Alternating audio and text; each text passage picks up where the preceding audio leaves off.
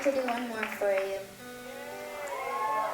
I always like to end this one. This is the first song I ever wrote. I wrote this when I was 16 because I really wanted to hitchhike through Mexico like all parents hope their children do one day. I was going to school in Michigan and I had this genius idea that for spring break, you weren't allowed to stay on campus and I couldn't afford to get back to Alaska. And I thought, I'm in the States, I'll just hobo across the country. So I learned to play guitar so that I could street sing, and I got on a train in Detroit and had enough money to get to Chicago.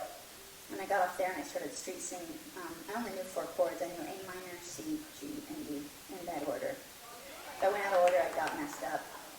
My dad always played guitar for us when I was growing up with him, so I just never had learned. My dad's he's a great musician. He really trained me not to do a set list and to read the audience, and yeah, it was really funny and a really great sense of humor if you weren't the subject of it. Like one time, I was in New York and I got to be Dorothy in The Wizard of Oz. Did you guys ever see that? It was really cool. I wasn't famous at all, and it was an all-star cast. It was Natalie Cole and Deborah Winger and Nathan Lane and Joel Gray and Jackson Brown and Roger Daltrey, and they were like, "Hey, Joel was Dorothy," and they went. But it was pretty neat. I was really excited, so I flew my dad down from Alaska, and my dad makes jewelry out of animal parts. You might be a redneck if you see roadkill as an accessory. There are like these necklaces made out of like polished horse hooves and wolf teeth and raccoon claws. And he came to New York wearing his best town clothes, with his good hat on, and his fleece jeans, and his leather vest, and his cowboy boots, and this animal carcass necklace. And after the event, it all went really good, and it was like this hoity-toity cocktail party, and everybody was drinking champagne, and somebody said, Mr. Pilcher, your daughter sure did well. And it was just one of those moments in your life when the room gets quiet at the exact wrong time, and everybody got quiet and turned to hear my dad go, "Yeah, put my best sperm into that one."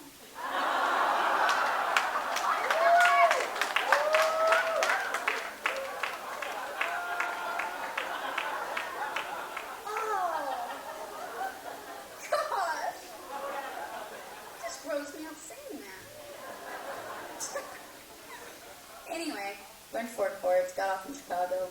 I just started making up lyrics about people as they walked by, because nobody really listens to the street singer. And I take my change and I go to the ticket counter and go, "How far will this get me?" And I would just sort of hobo across down to San Diego. And I crossed the border there, and I did hitchhike through all the way down to Cabo from Tijuana, and then I took a ferry to the mainland side and went around there, and then I took a ferry back to Cabo and hitchhiked back up to Tijuana without being murdered. So it was like a total success. So bad. So dumb. And I just kept adding lyrics to the song. It had like 300 verses. And when I ended up getting signed, this first song I ever wrote became my first single, which is pretty remarkable. I never thought that I would get signed to a record label, much less that it'd be for being a songwriter. It was really amazing. I was so nervous in the studio I could never listen to playback. I still don't like to do that. So the first time I actually really heard it was on the radio, and it was in between Nirvana and Soundgarden, which made no sense, but I was happy about it. And it's one of those magical moments you never forget. I was driving down the road, and I had to pull over on the side of the ditch, and I just started to cry, because it really wasn't until that moment that I realized that I sang like Kermit the Frog. I guess I was just so nervous in the studio, my throat tightened up.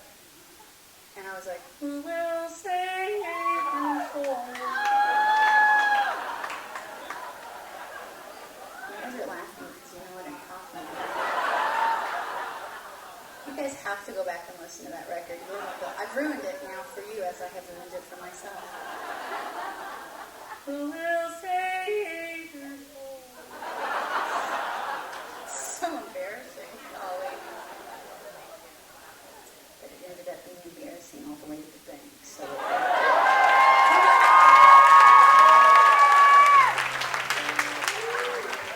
I really can't thank you guys enough for coming out. I really wanted to do it. Thanks for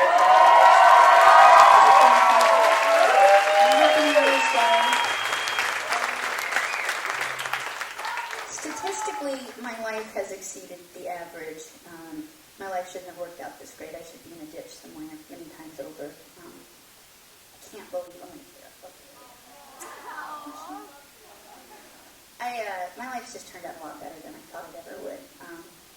I never even dreamed this big, and to be able to do this, I mean, especially in this job, you're lucky to have one hit, but to be here 13 years later and have people still care so much about music, be happily married, I just can't believe my life is so great. And especially to have a crowd that listen to brand new songs or songs they've never heard as quietly as they listen to hits. It's really unusual. So thank you guys so much for being here. God bless you.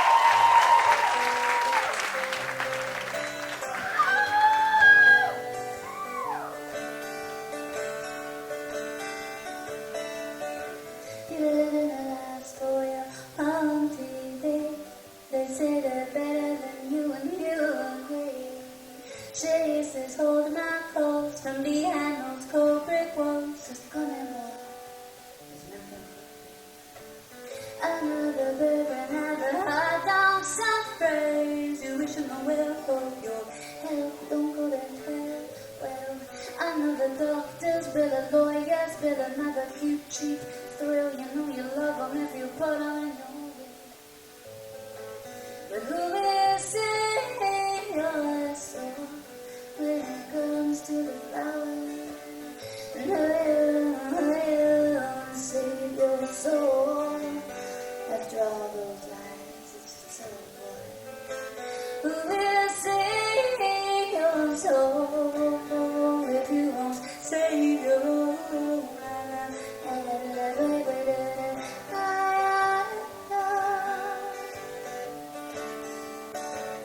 We're hustling, bustling, bust down on Orange Avenue. Oh, and another day, and another light, and the boring, and the town. So we pray to as many different gods as there are flowers. But we call religion our primitive self. Waiting on saving our souls. A baby God will take us to where we forget to begin. We will save your soul when it comes to the babies. We'll save your soul. After all those lies, it's still a boy. We will save your soul. We won't save your life.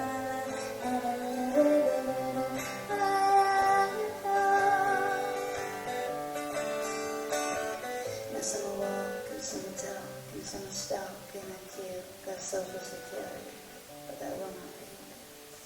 There's addictions to feed and mouths to feed. So you bargain with the devil, say you're okay today. Say that you